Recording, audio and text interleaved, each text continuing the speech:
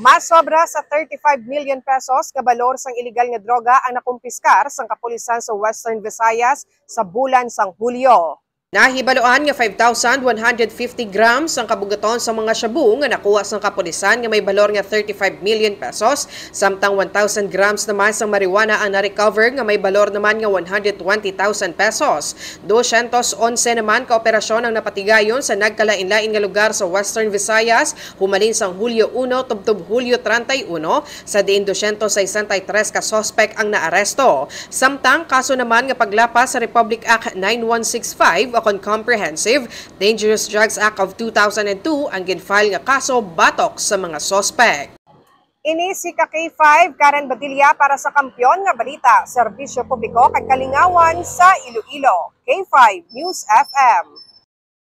This news is brought to you by, do you feel tired all the time? Do you have frequent infections? Do you have always cold? It's a sign of low immune system. Boost your immune system with Clinica D3 Bio. Antibacterial, natural antioxidant, immune system booster. Clinica D3 Bio has vitamin D3, lauric acid, and monolurine to fight against all viruses. Try Clinica Vitamin D3 with Coccus nocifera.